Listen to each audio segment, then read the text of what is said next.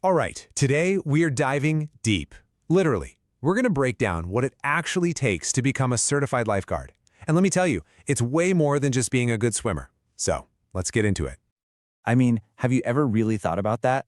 What does it take to be the person responsible for every single person in the water? It is not just about looking cool in a tall chair with a whistle. Nope. It's all about skill, being prepared for the worst, and a serious sense of duty. So let's pull back the curtain, shall we? First up, the call to the pool. Before anyone even thinks about the training, you've got to have the why. What makes someone want to take on this kind of responsibility? It's really the first step on a pretty incredible journey. And this really hits the nail on the head. It is so much more than just a way to make some cash over the summer.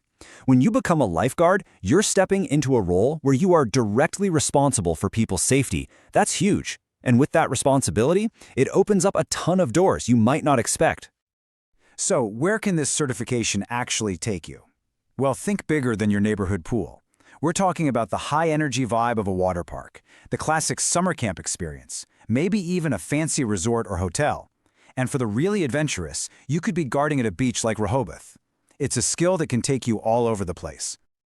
Okay, so you're inspired. You're ready to go. But hold on. Before you can even start learning how to save people, you have to prove you've got the goods. This is the first big test, the gatekeeper to the whole program. So do you? Do you really have what it takes? That's exactly what this first physical test is all about. Look, you don't need to be an Olympic athlete, but you absolutely have to show you're strong, comfortable, and can handle yourself in the water when things get stressful. All right, so here's the breakdown of that prerequisite test. It's a three-parter. First, you've got to swim 300 yards without stopping. That's all about endurance. Next, you have to tread water for 2 whole minutes using only your legs. Trust me, it is way tougher than it sounds. And then comes the main event. 1 minute and 40 seconds. That's it. That is all the time you get for what is, hands down, the hardest part of the test. You have to swim out, dive down. We're talking up to 10 feet deep. Grab a 10-pound brick and swim it all the way back to the side. Oh, and you can't use the ladder to get out. Why so intense? Because it's meant to feel like a real rescue, simulating the strain of pulling someone up from the bottom. And one last thing before we move on. The age requirement. Pretty straightforward. You've got to be at least 15 years old by the time the class wraps up. It's really about making sure you've got the maturity to handle the job. So, you made it past the physical test. Congratulations. But now the real work begins. This is where you get forged in the water, where a strong swimmer starts to become a real lifeguard. 26.5 hours. Let that sink in. That's how much time you'll spend in this course. It's a mix of learning the why in the classroom and then doing the how with some really tough practice in the pool. The whole point is to build that muscle memory so you can act without even thinking. So what are you learning in all that time? Well, at its heart, it's all about rescue techniques. This is where you go from just swimming to learning the very specific, very efficient ways to save someone in an emergency.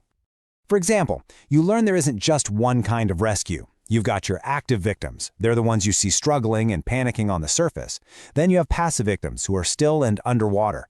2 totally different situations, and they require 2 totally different rescue plans. You also learn some crucial self-defense. And this is serious. A panicking person is not thinking clearly. Their only instinct is to climb on top of you to get air, which can be incredibly dangerous for a rescuer. So you learn these specific escapes to break their hold, keep yourself safe, and stay in control of the situation.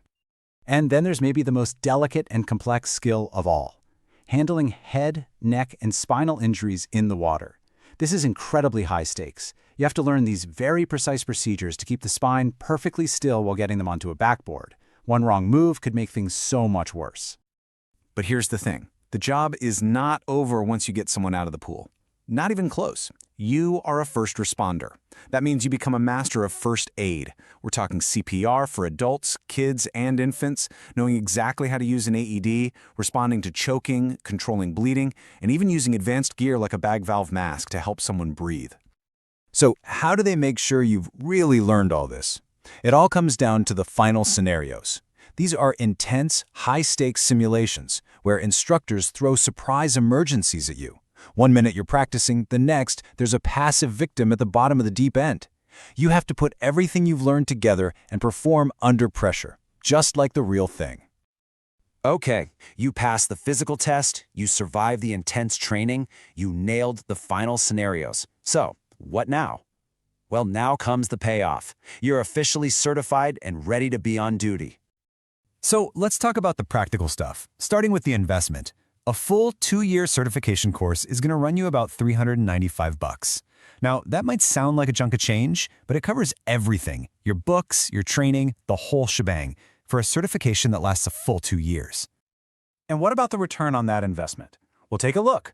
The typical pay is going to be somewhere in that $16 to $20 an hour range. And hey, if you get into a more specialized role, like at a beach, that number can go even higher. This brings us to a really important point. Lifeguarding isn't a one-and-done thing. That initial certification you worked so hard for, it's good for 2 years. After that, you have to do a recertification course. It's shorter, but it's designed to make sure your skills are sharp and you're up to date. It's a job that really requires you to keep learning.